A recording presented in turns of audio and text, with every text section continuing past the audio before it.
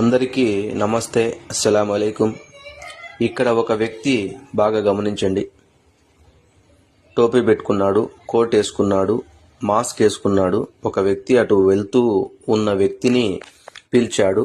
పిలిచిన తర్వాత ఈ అడ్రస్ ఏంటో చూడండి అన్నాడు. గట్టిగా పేపర్ని కొట్టాడు. దాంట్లో ఉన్న రసాయనం అతని ముక్కుకు వెళ్ళిన తర్వాత ఆయన పూర్తిగా అతని చెప్పినట్టే వింటున్నాడు. వశమైపోయాడు. ఆయన ఏం చెప్తే అది చేస్తాడు. చూడండి, ప్రజలు రోడ్లపైన వెళ్ళేటప్పుడు ప్రతి ఒక్కటి గమనించుకుంటూనే వెళ్ళాలి. ఎందుకని అంటే మన జాగ్రత్తలో మనం ఉండడం మంచిదే.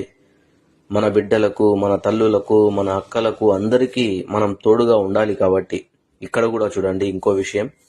ఒక వ్యక్తి స్టైల్గా మాస్క్ వేసుకొని వచ్చాడు. పేపర్ ఇచ్చాడు. అడ్రస్ ఏంటో చెప్పు అన్నాడు. అతను చూశాడు. అతను కూడా సేమ్ అలాగే చేశాడు. చూడండి, టప్ అని కొట్టాడు.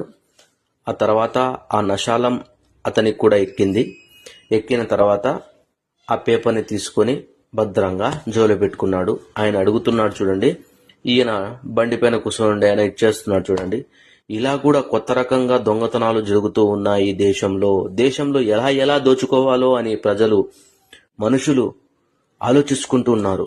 మనం కూడా జాగ్రత్తగా ఉండడం మనకు మంచిది, మన బిడ్డలకు మంచిది, మన ఫ్యామిలీలకు కూడా మంచిది. స్నేహితులారా, అందరికీ షేర్ చేయండి. తప్పకుండా జాగ్రత్తగా ఉండండి, జాగ్రత్తగా వెళ్ళండి ప్రతి ఒక్కరికి.